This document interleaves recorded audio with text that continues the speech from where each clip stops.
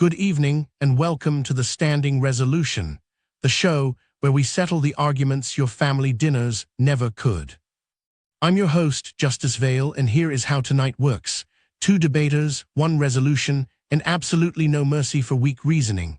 By the end of the hour, you at home will cast your vote on whether the argument holds up, not whether you personally reach for the pineapple at the buffet, but whether the case was made. Those are, as we'll discover, very different questions. Now, before we begin, one thing worth knowing about this program: neither of our debaters chose their position tonight. Each was assigned a side by random draw before the cameras came on.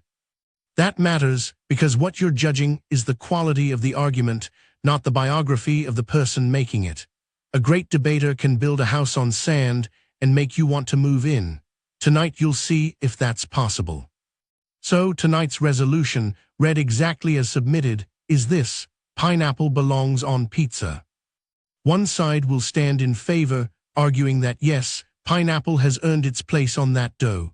The other will stand against, arguing that it has not, and perhaps never will. Belongs. Let me start with the word justice just flagged, because it's doing all the work tonight. Belongs, not tastes good to everyone, not is traditional, not has been grandfathered in by centuries of Italian nonna approval. Belongs, and that is a much more interesting question. Something belongs on a pizza when it satisfies the underlying logic of what pizza actually is. So let's go back to first principles. Pizza is a platform. It is bread, fat, and heat, designed from the beginning to carry other flavors. That is not an accident of history. That is the entire point. The crust exists to hold toppings. The cheese exists to bind them. The sauce exists to provide a base note of acidity and depth. The whole system is engineered for contrast and combination. Now ask yourself what pineapple brings to that system. It brings sweetness, yes, but more precisely it brings brightness and acid. It cuts through the fat of the cheese. It lifts the salt of the ham or the pepperoni sitting right beside it. That is not a culinary accident. That is the sweet, salty, fatty triangle that shows up in great cooking across every culture on earth. Teriyaki, mole, barbecue sauce, every serious cuisine fig. Holly's made a lovely speech. I want to engage it seriously because it deserves that, but I think it proves less than it promises. Let's stay with that word, belongs. Holly says something belongs on pizza when it satisfies the underlying logic of the platform. Fine, I'll accept that framework, but then the question becomes whether pineapple actually satisfies it or whether it merely survives on it. Those are not the same thing. Here is what pineapple actually does on a pizza. It releases water, a lot of it. As it heats, it breaks down, and that moisture migrates outward into the crust under the cheese across the very platform we're told pineapple is so well suited to honor. The result is a soggy center, a compromised structure, a base that can no longer do its job. Holly says texture is a problem solved by preparation, but that is a concession dressed up as a rebuttal. When you have to work around an ingredient to make it acceptable, that ingredient is not belonging, it is being accommodated. Now the sweet and salty argument. I don't dispute the principle. Sweet and salty is a real and powerful combination, but the question is not whether sweetness can work near salt. Both sides just handed each other something to work with. Holly's built a philosophy of pizza, and Mordecai handed it back with a water stain on it. When we return, the rebuttals, and that is where arguments either hold their shape or go soggy. Don't go anywhere, because the best part of any good debate is watching someone answer a punch they didn't see coming.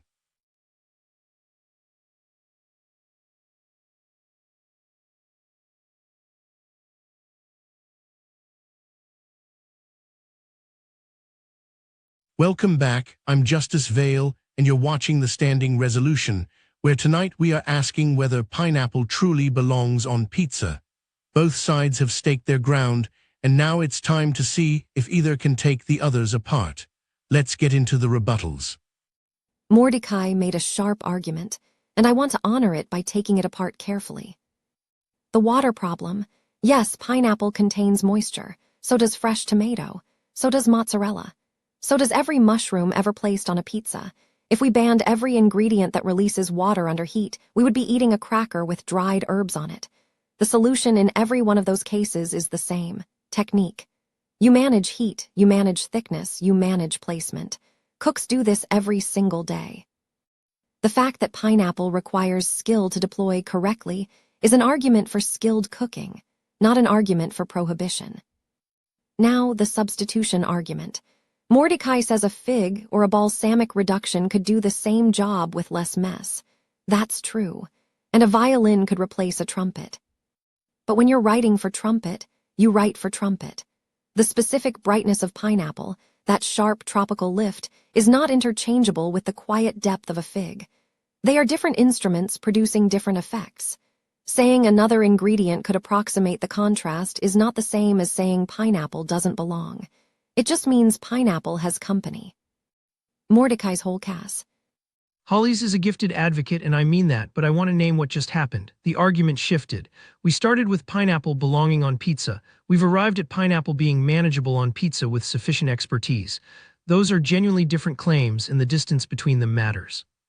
On the moisture point, yes, fresh tomato releases water. Yes, mushrooms do. But here's the unglamorous detail Holly's skipped over. Those ingredients have been tested, refined, and integrated into pizza's evolution over generations.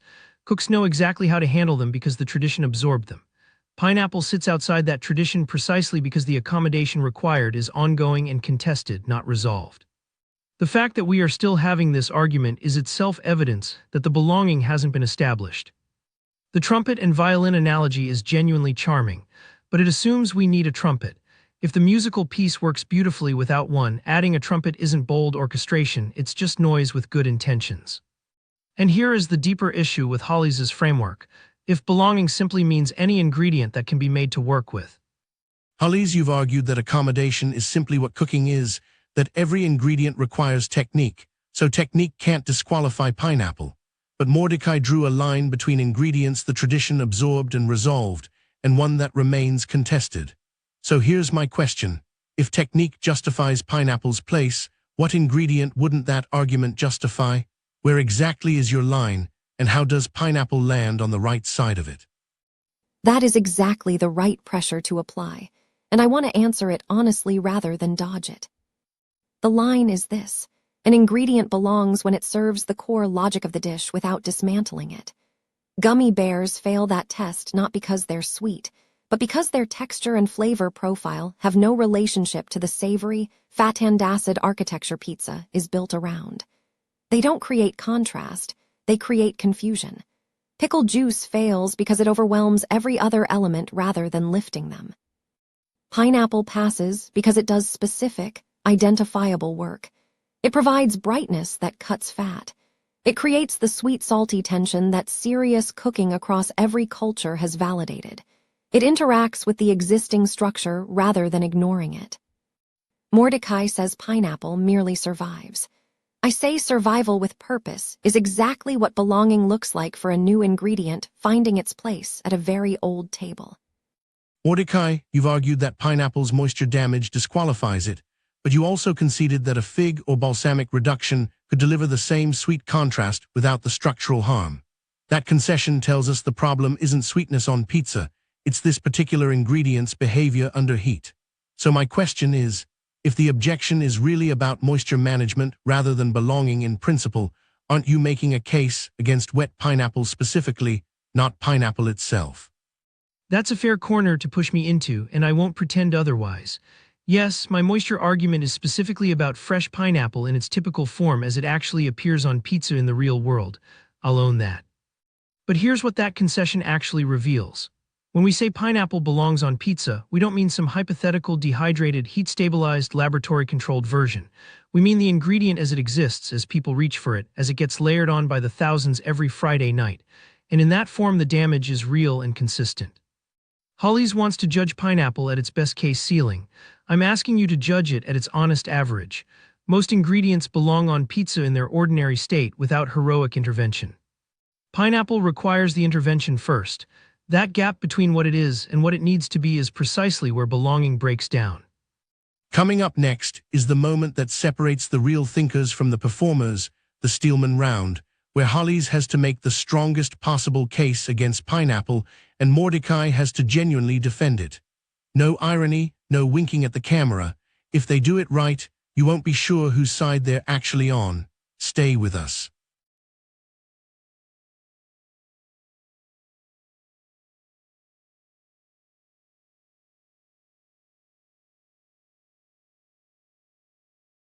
Welcome back to the Standing Resolution. I'm Justice Vale, and if you're just joining us, you've missed a very good argument about moisture and belonging, but you're in time for the strangest part of the night. In the Steelman round, each debater argues the other side's case as well as it can possibly be made. Let's see who means it.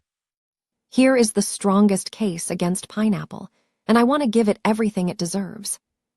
Pizza is not just a platform. It is a language, and like any language, it has a grammar, a set of rules that makes meaning possible.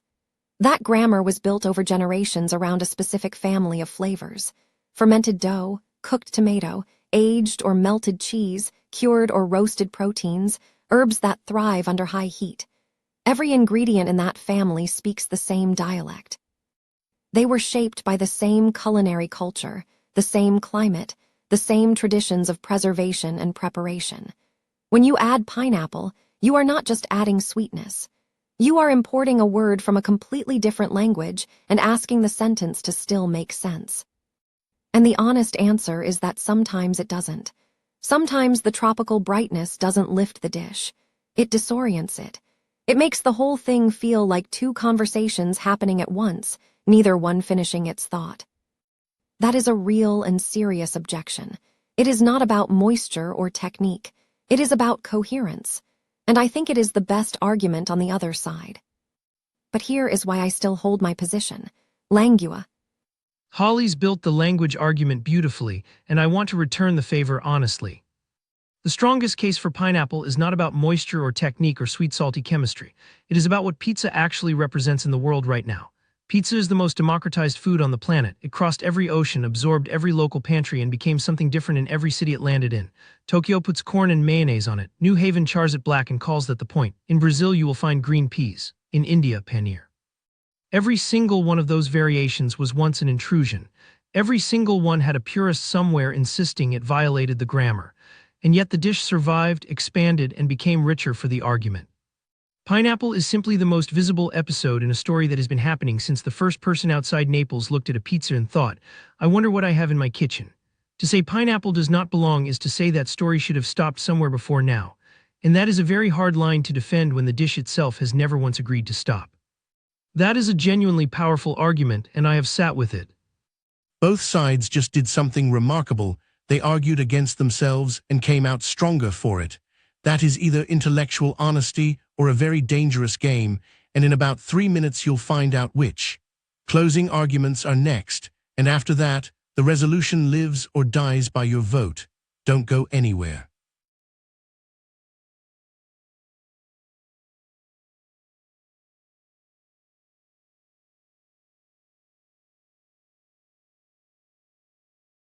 Welcome back to the Standing Resolution. I'm Justice Vale, and we have reached the end of the argument, which means we have reached the beginning of your decision. Closing statements are next, and after tonight, pineapple either belongs or it doesn't. Let's find out which case earned it. Here is what this debate actually came down to. Mordecai argued, with real skill, that existence is not vindication, and I agreed with him. But then I want to ask, what is vindication? What does it look like when an ingredient has finally earned its place? I think it looks like this. It works. It does specific, identifiable work within the logic of the dish. It creates contrast that neither element produces alone. It has been tested by millions of people across decades, refined by cooks who learned to deploy it well, and chosen freely by an enormous portion of the pizza-eating world. That is not mere survival. That is a track record. Mordecai's best argument was about coherence, about importing a word from a different language, and I took that seriously. But every ingredient pizza now treats as native was once that foreign word. Tomatoes came from the Americas. Mozzarella was once a regional curiosity. The grammar of pizza has always been written by borrowing, and the borrowings that stuck were the ones that did real work. Pineapple does real work. It earns its place through contrast, through chemistry, through the simple fact that the combination creates something neither Inger.